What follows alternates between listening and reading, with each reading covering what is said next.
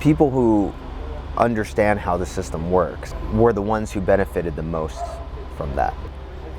I'm not going to necessarily directly say that I did. I'm just kidding. No, I benefited a lot from it.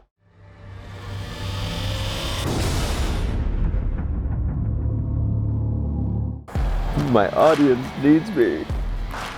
So glad I feel needed. Your great-grandchildren need to know. Yeah. That's the way a lot of Hispanic families are. Unfortunately, that's the way my family is.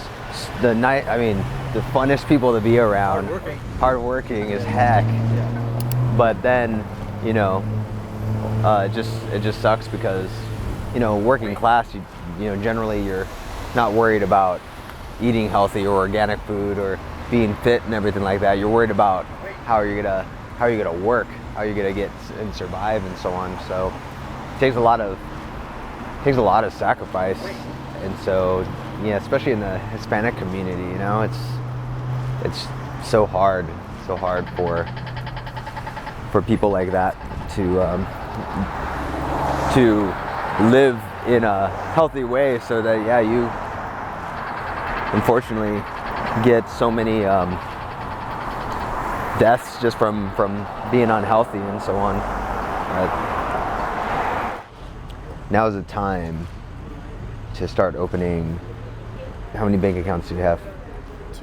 Two. Okay, cool. I have one with the credit union, Noble Credit Union, which Yeah. is local. Yeah. And then one with Chase for my business. Cool. Yeah, I might consider another business one, just because, you know, we're living in a time where, I don't know if you watch the news, but banks are having a lot of liquidity issues. And have you gone to a bank lately? I haven't gone to a bank. Okay. You should go to multiple banks and see how many people are actually working at the bank. Okay, I walked into Chase. I'm trying to think. There was all the tellers were full. Tellers are full. How many tellers were there? I want to say 5. Oh wow. Which Chase was that? Shaw and First. Cool. Wow. Okay. Yeah. That's pretty rare, because like if you go to the one over on Herndon and Fowler, there's usually 2 or 3 tellers, and then nobody, like one or maybe one banker, maybe one manager. I go to PNC as well, and there was like 1 teller, 1 banker, and I have a Wells Fargo account. There is 1 banker, a manager, and the others were like tellers, maybe 3 or 4. But used to see multiple bankers, and now in order to open a checking account at Chase, normally you walk in, they're like, yeah buddy, let's go, let's do this. Now I have to wait till next Thursday at 1:30 to open a checking account, a business checking account. So that's a week out. It's crazy. So no, it's always wise to have multiple banks, you never want something to be your sole way of making money. That's why, like, I have PayPal and Stripe,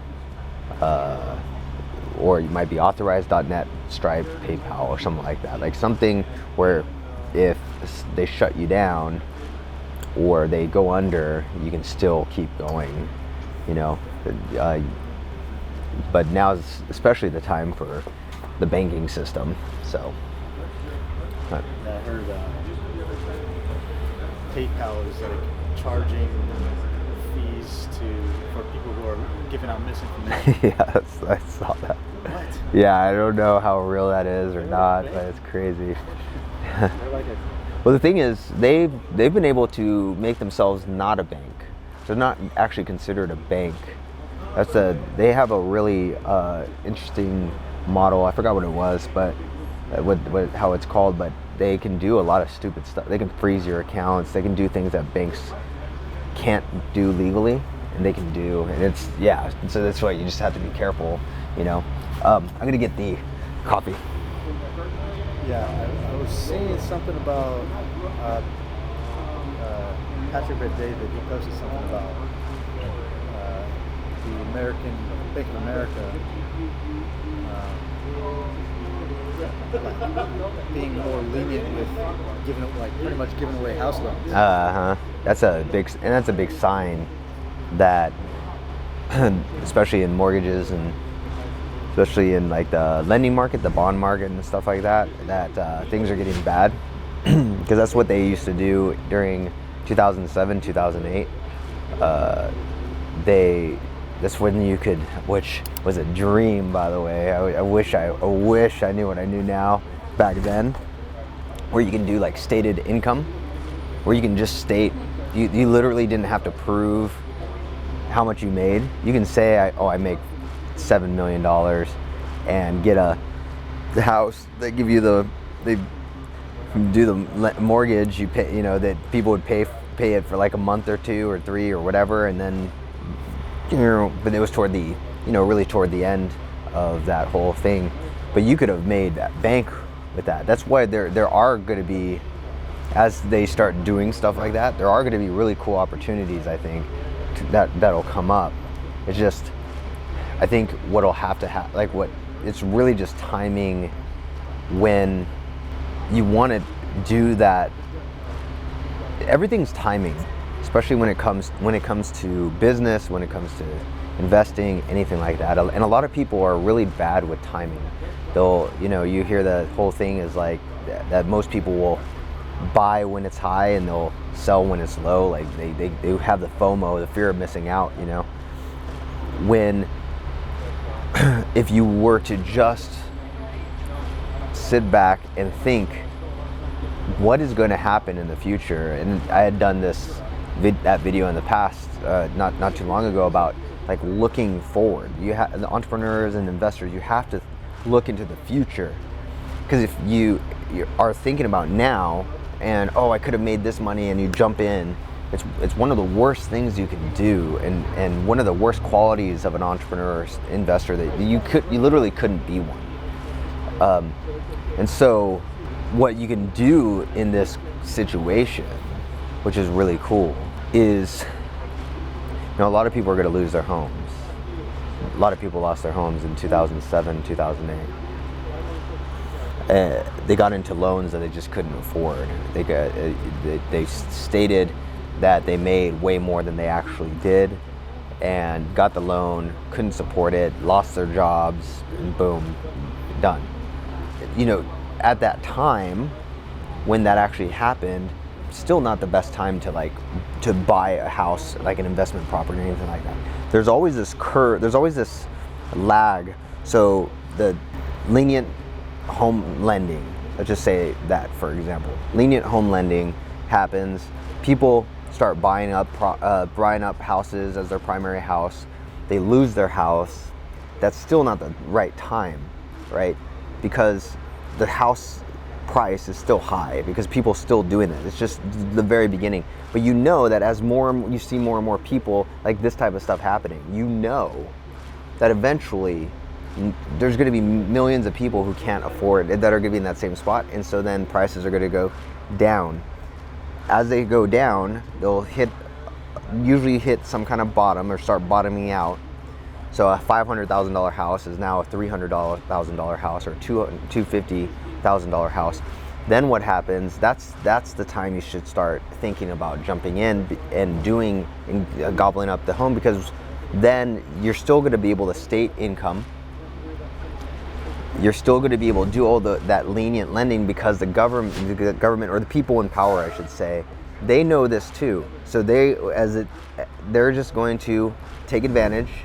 And then once they've taken enough advantage, then they say, we need to have regulation. And then you don't have that opening anymore to buy and gobble up stuff, properties wise, right? So that's what we're going to see. I think the same thing. So you're going to see the lending become really, really loosey-goosey. Prices are going to go up again, get people in trouble. They're going to come crashing down. They're going to crash hard. You have to sort of time where the bottom's going to be, And if you're quick enough before regulations happen, you'll be able to take advantage of that loosey-goosey lending. It's very similar to when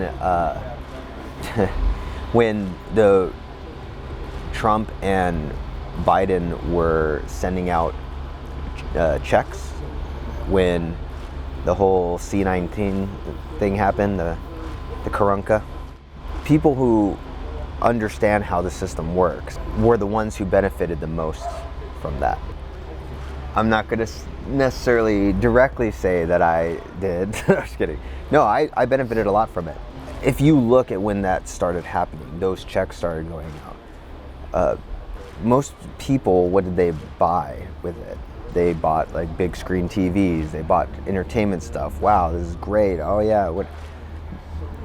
The thing though is that what they didn't realize, and what most people don't like when you don't think in this way, is that when you print that massive amount of money, you're gonna have what? You're gonna have hyperinflation, yeah?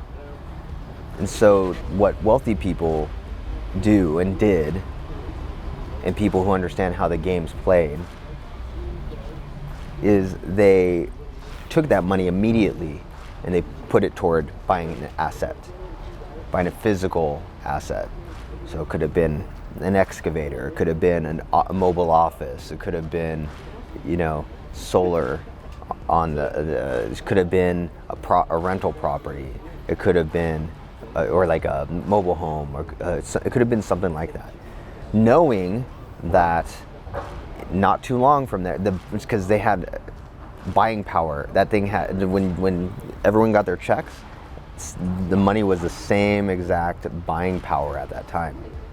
But people who bought entertainment stuff, now when they go and buy that excavator, let's just say, if they wanted to, that excavator, a year, 2 years, is like double the price because of inflation, hyperinflation.